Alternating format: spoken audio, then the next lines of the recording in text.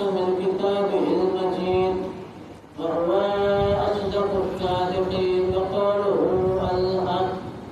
بسم الله الرحمن الرحيم. قل هو الله أحد الله الصمد لم يلد ولم يولد ولم يكن له كفوا أحد. اللهم صل على محمد وآل محمد. گفتگو کا آغاز شروع کرنے سے پہلے تمام مومنین کو گزارش ہے کہ ایک مرتبہ سورہ الحمد اور تین مرتبہ سورہ توحید کی تلاوت فرما کر مرحوم شعیب عباس بن منظر حضرت کی روح کو ساتھ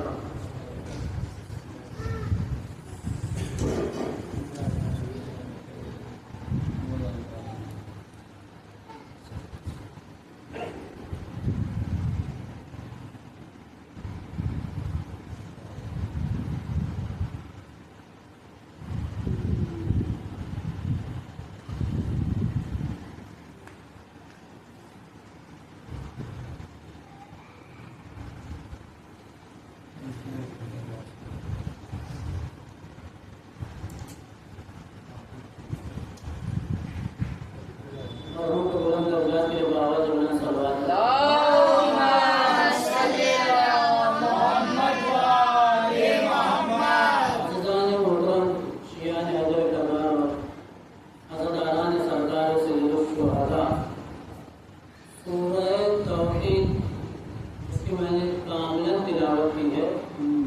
قرآن مجید کا 112 نمبر کا سورہ ہے، یعنی اس کے بعد دو سورے اور رہ جاتے ہیں.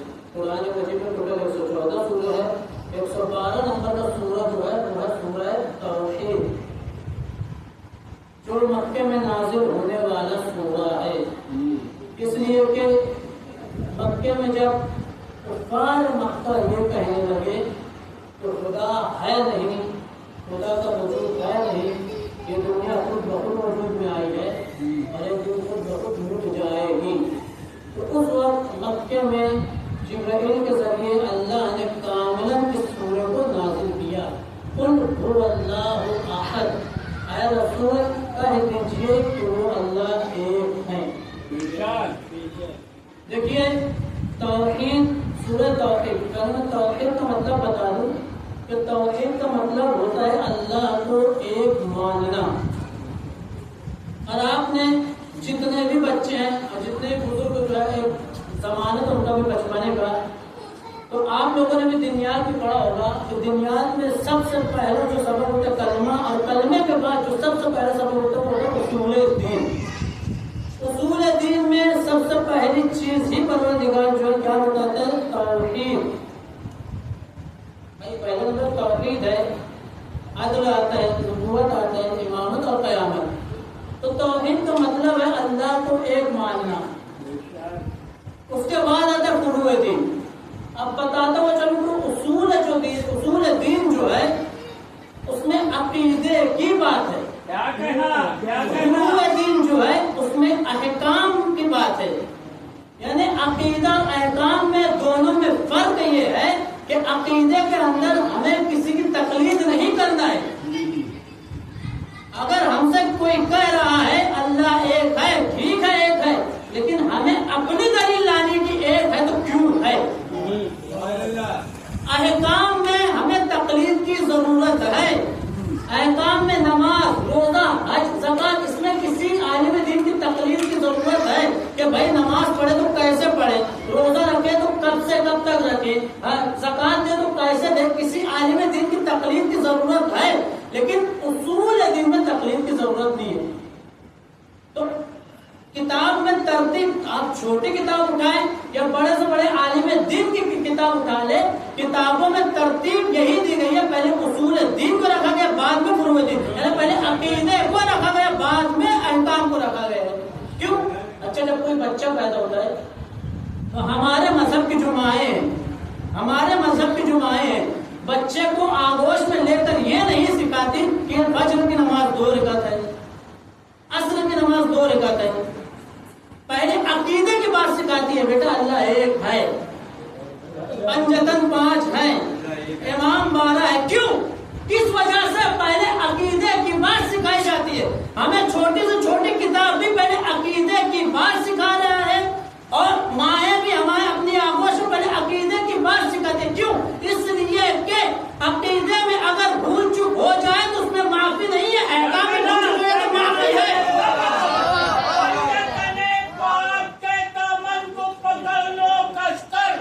ये कहीं छूट गया कुछ भी नहीं पाओगे।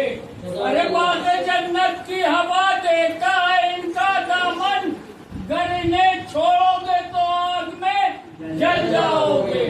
नारे हैदरे, नारे हैदरे, नारे हैदरे, पंजतनी तलवार।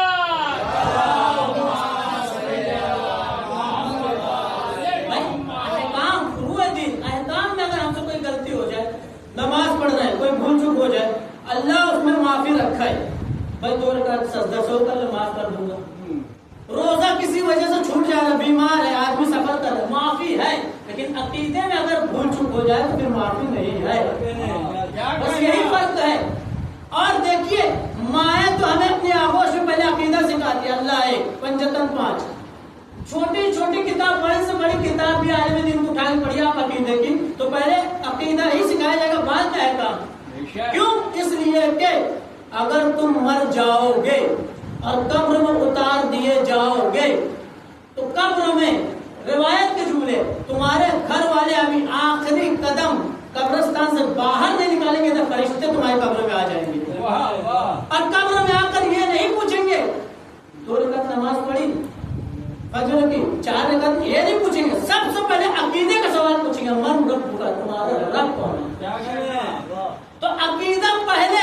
तो लिहाजा कुफ्फारे मक्का जो थे, जब खुदा का इनकार करने लगे कि खुदा वजूद नहीं रखता, ये दुनिया खुद ब खुद वजूद में आ गई है, एक दिन खुद ब खुद मिट जाएगी, तो उस वक्त परवरदिगार ने रसूल पर ये सूरा नाजिल किया, कुल हुवल्लाहु अहद, ऐ रसूल कह दीजिए उनसे कि वो अल्लाह एक है। अल्लाहुस समद, अल्लाह पाक को बेनियाज है, अल्लाह पाक को मुबर्रा है, अल्लाह पाक को मुनज़्ज़ह है। लम यलिद, न उसको कोई बाप है, वलम यूलद, और न ही उसको कोई बेटा है, वलम यकुन लहू कुफुवन अहद, और न ही उसका कोई कुफ है, न ही उसका कोई हमसर है। देखिए, ये जब कुफ्फारे मक्का बहुत ज्यादा इनकार करने लगे खुदा का, और याद रखेगा हमारे आइम्मा ने भी इसको सुलझाया है कि जब भी कोई खुदा का इनकार किया आइम्मा आगे बढ़े। आइम्मा का जमाना खत्म हो गया, इमाम पर्दा गैब में चले गए। हमारे उलमा ने अपनी दलीलें दी है खुदा के वजूद पर कि खुदा मौजूद है। हमारे उलमा अगर नहीं बताते हैं तो अली का चाहने वाला भी बता देता है कि खुदा वजूद रखता है। अच्छा, खुदा का इनकार करने वाले को काफिर कहते हैं। काफिर कहते हैं खुदा का इनकार करे, या खुदा की किताब का इनकार करे, या खुदा के मलाइका का इनकार करे, सब काफिर है। लेकिन सिर्फ और सिर्फ जो खुदा का इनकार करता है, किताब तो है भाई, फरिश्ते भी है, लेकिन सिर्फ खुदा का इनकार कर रहा है, तो उसे हम उर्दू ज़बान में दहरिया कहते हैं, जिसे फारसी में मुनकिर खुदा कहते हैं, अरबी में जिंदीक कहते हैं।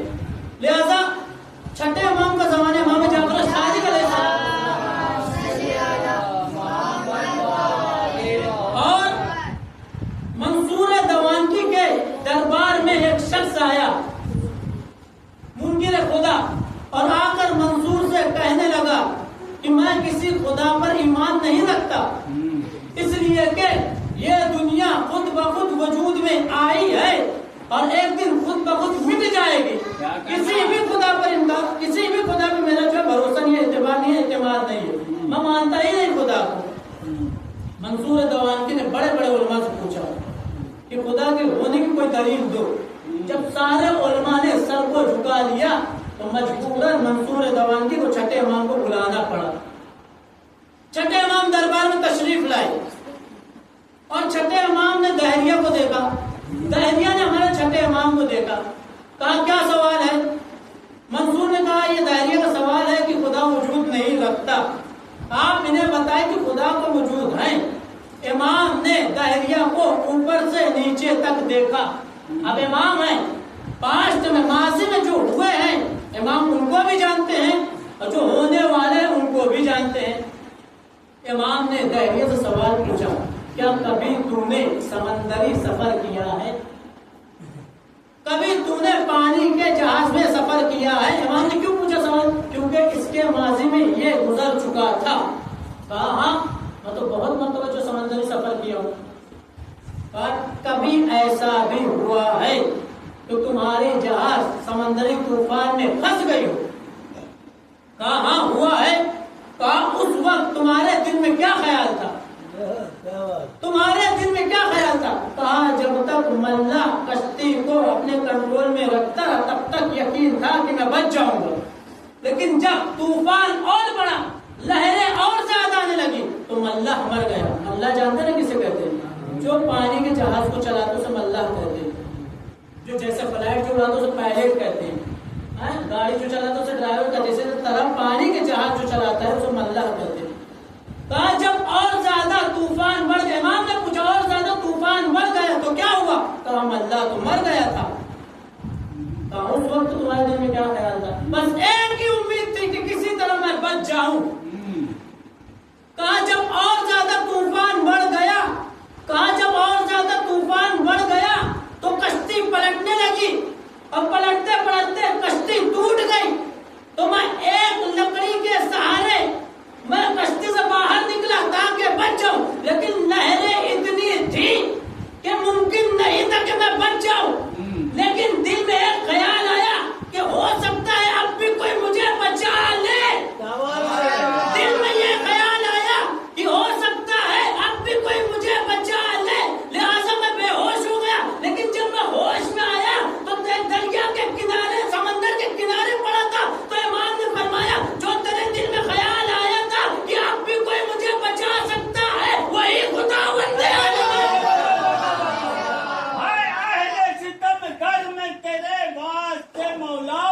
ہے بولنا دشوار مگر بولنا، یہ نعرہ حیدر نہیں ہوٹوں پہ تمہارے، یہ ماں کی شرافت کا اثر بول رہا ہے۔ داماد پیغمبر بیٹا وارث، زہرا کا شوہر، حسنین کا بابا، پھولوں کی مہک میں، ڈالوں کی لچک میں،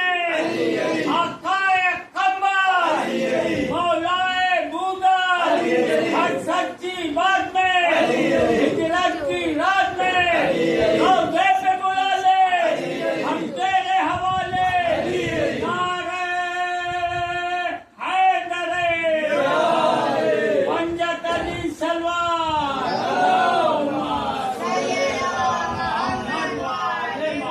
ہر زمانے میں آپ کو کچھ ایسے دائرے ملیں گے جو خدا کا انکار کرتے ہیں۔ آج کے زمانے میں بعض لوگ ایسے ہیں، بعض لوگ بہت لوگ ایسے جو خدا کا انکار کرتے ہیں اور یہی کہتے ہیں کہ دنیا خود بخود وجود میں آئی ہے اور خود بخود مٹ جائے گی۔ ہمارے علماء نے کیسے جواب دیا اس کا؟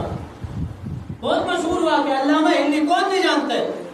ہر آدمی دیکھیے، آپ چھوٹی کتاب میں پڑھیں گے تو واقعہ مکمل نہیں ہے، بڑی کتاب میں پڑھیں گے علامہ ہندی کا واقعہ۔ کیا کسی بادشاہ کے زمانے میں علامہ ہندی موجود تھے؟ ایک دہریہ بادشاہ کے پاس آیا، کہا کہ میں اس بات پہ اعتقاد نہیں رکھتا کہ خدا ہے، میں اس بات کو نہیں مانتا کہ خدا بندے عالم اس دنیا میں ہے، بلکہ میں مانتا ہی نہیں وہ کہیں ہے، اس لیے کہ یہ دنیا خود بخود وجود میں آئی ہے، خود بخود مٹ جائے گی۔ بادشاہ نے بہت بڑے بڑے علماء کو بلایا، لیکن کوئی علماء اس کا جواب نہ دے سکا۔ علامہ ہندی بھی اسی دربار میں موجود تھے۔ بادشاہ نے کہا آپ تو بہترین پڑھے لکھے ہیں، آپ اس کا جواب دیجئے۔ علامہ ہندی چاہتے تو جواب دے سکتے تھے، لیکن کہا نہیں میں کل اس کا جواب دوں گا، اور علامہ ہندی اپنے گھر چلے گئے۔ وقت معین ہوا، مقرر ہوا کہ کل کس دن جو مناظرہ کرنا ہے، اور علامہ ہندی اپنے گھر چلے گئے۔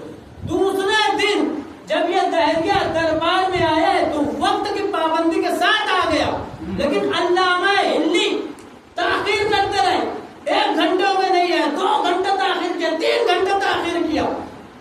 دہریہ بادشاہ سے کہنے لگا کہ جو علامہ ہندی ہے اتنے بڑے پڑھے لکھے ہیں، ان کے پاس بھی کوئی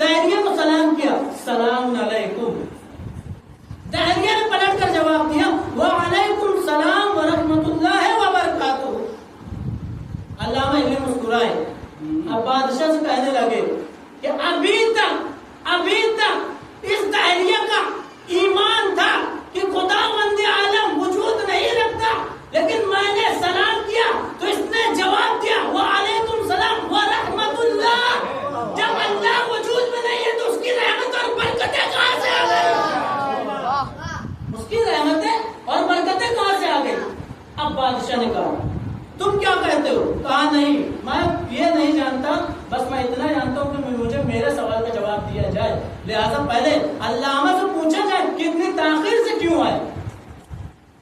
بادشاہ نے پوچھا علامہ تم بتا دو کہ تم اتنی تاخیر سے کیوں آئے، کیا وجہ تھی؟ تو علامہ نے کہا تمہارا محل اور میرے گھر کے درمیان ایک دریا پڑتا ہے، تو میں دریا کو اس پار رہتا ہوں، میں روزانہ جب بھی تمہارے دربار میں آتا ہوں تو ایک ناؤ کے ذریعے آتا ہوں، کشتی کے ذریعے آتا ہوں، کشتی کنارے میں لگتی ہے تو اس پہ بیٹھ کے میں آتا ہوں، لیکن آج جب میں گھر سے نکلا تو میں نے دیکھا کہ کوئی کشتی نہیں تھی، میں نے بہت انتظار کیا لیکن کشتی نہیں آئی، 2 گھنٹہ 3 گھنٹہ ہو گئے کشتی نہیں آئی۔ اچانک میں نے دیکھا کہ آسمان سے ایک لکڑا گرا، پھر اس کے بعد کچھ اور لکڑیاں گری اور آپس میں جڑنے لگی، پھر آسمان سے اچانک کچھ کیلیں گری اور وہ لکڑیوں میں پیوست ہو گئی، کشتی تیار ہو گئی، میں اس میں بیٹھ کے آ گیا۔ کیا کہنا؟ کشتی تیار ہو گئی، میں اس پہ بیٹھ کر آ گیا۔ ایک مرتبہ دہریہ غصہ ہو گیا اور غضبناک ہو کر کہنے لگا میں اس عالم دین سے بحث نہیں کروں گا، یہ کیسے ہو سکتا ہے کہ بغیر بنائے کشتی بن جائے، یہ کیسے ہو سکتا ہے کہ بغیر بنائے کشتی، ان کا دماغ خراب ہو گیا ہے، بغیر بنائے کشتی بن ہی نہیں سکتی۔ علامہ مسکرا کر جواب دینے لگے جب ایک کشتی بغیر بنانے والے کے نہیں بن سکتی تو یہ کائنات بغیر بنانے والے کے کیسے بن سکتی ہے؟ اس کا بنانے والا بھی خداوند عالم ہے، یہ ہے علامہ ہلری۔ چاہتے تو اسی دن جواب دے سکتے تھے، بھائی ہم ممبر میں بیٹھے، ممبر میں بیٹھا ہوں، میں قسم کھا کے اگر کہوں کہ قسم خدا کی اس ممبر کو بنانے والا کوئی نہیں ہے تو قیامت تک میں کہتا ہوں آپ لوگ میری بات کو تسلیم کریں گے، ہر بات پہ آپ کہیں گے نہیں بھائی ممبر کو بنانے والوں کو یہ تبھی تو بنا ہے، اپنے آپ نہیں بنا ہے۔ ایک دلیل تو پروردگار عالم کی سب سے اپنی اپنی دلیلیں مانگے گا، عقیدے میں یہ جو ہمیں اپنے آگوش میں مائیں ہمارے والدین جو سکھاتے ہیں اللہ ہے کہ ٹھیک ہے بہت اچھی بات ہے، یہ تو پروردگار عالم کہے گا بہت اچھی بات ہے، لیکن بالغ ہونے کے بعد انسان پر واجب ہے کہ خود اپنی دلیلیں لیں عقیدے میں کہ پروردگار ایک ہے تو کیوں ہے، لہٰذا پروردگار کہہ رہے قل هو اللہ احد، وہ اللہ ایک ہے، لیکن اس سے پہلے ہمارا عقیدہ یہ ہونا چاہیے کہ پروردگار وجود رکھتا بھی ہے یا نہیں۔ تو لہٰذا یہاں پہ ہمارے چھٹے امام نے بتایا، ہمارے علماء نے بتایا خدا وجود رکھتا ہے۔ اب دیکھیں علی کے چاہنے والے کیسے دلیلیں دیتے ہیں، علی کے چاہنے والے بھی دلیلیں بہترین دیتے ہیں۔ ایک علی کا چاہنے والا تھا، نائی کی دکان پر چلا گیا اور نائی کی دکان پر جب گیا ہے تو نائی اس کا بال بنانے لگا، کٹنگ کرنے لگا۔ اچانک جو علی کا چاہنے والا تھا اس میں نعتیں، اس کے موبائل میں نعتیں رسول بجی۔ نائی نے کہا تم مسلمان ہو؟ ہاں میں مسلمان ہوں۔ خدا پر ایمان رکھتے ہو؟ ہاں رکھتا ہوں۔ تو نائی نے کہا لیکن میں نہیں رکھتا، میں خدا پہ ایمان نہیں رکھتا، خدا ہے ہی نہیں۔ اگر خدا ہوتا، دیکھیے کیا سوال کر رہے، اگر خدا ہوتا تو اتنی پریشانیاں نہ ہوتی دنیا میں، اتنی غریبیاں نہ ہوتی دنیا میں، اتنی تکلیفیں نہ ہوتی دنیا میں۔ لہذا اس پریشانیوں کو ہونا، تکلیفوں کا ہونا، غریبوں کا ہونا، اس بات کی دلیل ہے کہ خدا ہے نہیں۔ اگر خدا ہوتا تو غریبی چلی جاتی، پریشانی چلی جاتی، تکلیف چلی، لیکن علی کا چاہنے والا چپ چاپ بیٹھا رہا۔ جب مکمل کٹنگ کر لیا اٹھا، اس کی دکان سے باہر نکلا تو دیکھا ایک شخص جو کافی لمبے لمبے بال تھے، جس کے الجھے ہوئے تھے، مٹی میں ملے ہوئے تھے، جس کی داڑیاں بھی بہت لمبی تھی اور داڑیاں مڑی ہوئی تھی۔ جب وہ شخص علی کے چاہنے والے کے پاس قریب آ گیا تو اس نے کہا کہ دنیا میں کوئی نائی وائی ہوتا نہیں بھائی، تمہارے اتنے بڑے بڑے بال ہیں، اتنی بڑی بڑی داڑیاں ہیں، دنیا میں کوئی نائی ہوتا نہیں۔ اب نائی اپنی دکان میں اس بات کو سن لیا، باہر آیا، کہا تم کیسے کہہ سکتے ہو نائی نہیں ہوتا، میں تو ہوں یہاں۔ کہا اگر نائی ہوتا تو اس کے بال بڑے نہیں ہوتے، اس کی داڑیاں بڑی نہیں ہوتی۔ تو نائی نے کہا یہ جھوٹ کہہ رہا ہے، نائی تو ہوتے ہیں لیکن بال بنانے والوں کو چاہیے کہ وہ نائی کے پاس آئے تو نائی بال بنائے گا۔ تو اس نے علی کے چاہنے والے نے جواب دیا کہ تم نے میرے سوال کا بھی جواب دے دیا، اگر کسی کو تکلیف ہے تو اس کا کام ہے کہ خدا کے پاس جائے، خدا کا کام نہیں ہے کہ غریبوں کے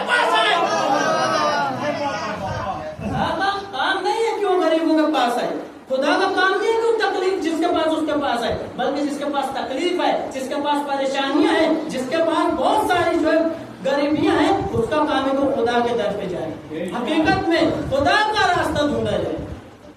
تو سب سے پہلا عقیدہ ہمارا یہ ہونا چاہیے کہ خدا ہے یا نہیں، اور اگر ہے تو اس کے بعد عقیدہ ہونا چاہیے کہ خدا کہاں پر ہے، اور ہر جگہ موجود ہے، ہر جگہ موجود ہے خداوند عالم۔ دنیا کی تمام کوئی جگہ ایسی نہیں جہاں پروردگار عالم وجود نہ رکھتا ہو، انسان کی شہ رگ سے بھی قریب ہے۔ اس لیے کہ جب جناب موسیٰ کی قوم نے جناب موسیٰ سے پوچھا، کیا ہے موسیٰ پروردگار عالم کہاں ہے؟ جناب موسیٰ نے کہا پروردگار عالم ہر جگہ موجود ہے۔ جناب موسیٰ کی قوم نے کہا کہ ایک مرتبہ سوال کرنا کہ ہے کہاں، جب تم بات کرنے آنا سوال کرنا۔ جناب موسیٰ پہاڑ طور پر گئے، اور پہاڑ طور پر ابھی بیٹھے تھے کہ ان کی آنکھ لگ گئی، سو گئے۔ اچانک جب جناب موسیٰ بیدار ہوئے تو کیا دیکھا کہ ایک فرشتہ ساتویں آسمان سے آیا۔ تو جناب موسیٰ نے کہا کہاں سے آئے ہو تم؟ کہا اللہ کے پاس سے۔ ایک فرشتہ چھٹے آسمان سے آیا، جناب موسیٰ نے پوچھا کہاں سے آئے ہو؟ کہا اللہ کے پاس سے۔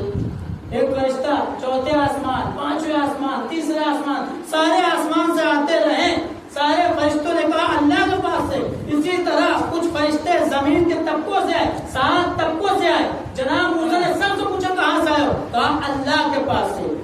کچھ فرشتے پتوں، جو درخت تھا پہاڑ تو اس کے پتوں سے ظاہر ہوئے، کہا کہاں سے آئے ہو؟ کہا اللہ کے پاس سے۔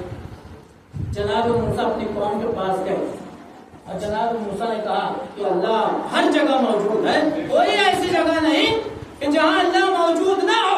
اب قوم والوں نے دلیل مانگی کہ دلیل دو کہ خدا تو ہے ایک، لیکن کیسے ممکن ہے کہ ہر جگہ موجود ہے؟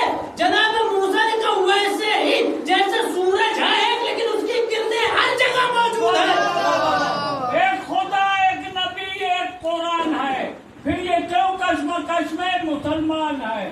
اس لیے کشمکش میں مسلمان ہے، دل میں بغض علی سر پہ شیطان ہے۔ نعرہ حیدری، نعرہ حیدری، نعرہ تلوار، محمد والے محمد۔ خدا ہر جگہ موجود ہے، اور یاد رکھیے گا یہ تو قرآن کی آیت ہے کہ خدا بندانم انسان کے شہرت سے بھی قریب ہے۔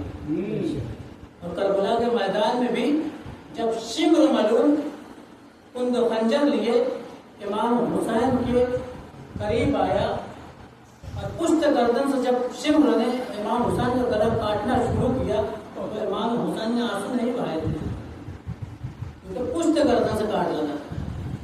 اور جب شہرت کے قریب اس کا خنجر پہنچا تو امام حسین گر گیا کر دیا۔ شمر نے مطلب امام حسین سے پوچھا تم اپنے درد کی وجہ سے رو رہے ہو؟ تمہیں اکبر یاد آ؟ حسین نے کہا نہ میں اکبر کے غم پہ رو رہا، نہ عباس کے غم پہ رو رہا، نہ میرے درد سے رو رہا۔ شمر نے پوچھا رونے کا سبب کیا ہے؟ کہا شمر تو اس مقام کو کاٹ رہا ہے جہاں خدا رہتا ہے۔ اس لیے پروردگار نے کہا ہے میں انسان کے شہ رگ سے بھی قریب، شہ رگ انسان کے سب سے قریب ہوتی ہے، اسی کے ذریعے انسان سانس لینا۔ جو اگر کٹ جائے یعنی خدا جب جدا ہو جائے تو انسان کے جسم سے روح نکل جائے، جب خدا ہی نہیں تو ہمارا کیا کام؟ امام حسین اسی لیے یہ یاد کریں۔ اور یاد رکھنا ہر شب جمعہ، ہر شب جمعہ، کیونکہ روایت کے جملے خود ہمارے آخری امام زمانہ عجل اللہ تعالیٰ شریف چاہتے ہیں کہ جب بھی شب جمعہ مجلس ہو تو امام چاہتے ہیں کہ کربلا میں جو جوان بڑھیا جوان تو اس کے مسائل تھے، اور یہ جوان جناب علی اکبر کے مسائل پڑھے جائیں، یہ امام زمانہ کی چاہت تھی۔ لیکن امام حسین علیہ السلام بھی چاہتے ہیں کہ دنیا کے کونے کونے میں میرے بیٹے علی اکبر کے مسائل ہو، لیکن امام حسین یہ نہیں چاہتے ہیں کہ کربلا میں میرے مزار پہ آگے کوئی علی اکبر کے مسائل ہو۔ کیوں؟ کیا وجہ ہے کہ امام حسین یہ نہیں چاہتے کہ کربلا میں شب جمعہ کوئی اور دن پڑھ لے، لیکن شب جمعہ امام حسین یہ نہیں چاہتے کہ میرے مزار پہ کربلا میں آگے کوئی علی اکبر کا مسائل ہو۔ اس کی وجہ یہ ہے کہ ایک عالم دین امام حسین کربلا میں علی اکبر کا مصائب شروع کیا. اور علی اکبر کا مصائب کچھ یوں شروع کیا کہ جب جناب علی اکبر امام حسین سے اجازت لے کر کربلا کے میدان میں گئے ہیں، ہم تو آج تک یہی سنتے ہیں کہ علی اکبر نے برچی کا پھل کھایا تھا. عالم دین بیان کر رہے تھے کہ جب حسین سے اجازت لے کر علی اکبر کربلا کے میدان میں داخل ہوئے ہیں اور بڑھ بڑھ کر حملہ کر رہے تھے تو دشمن سے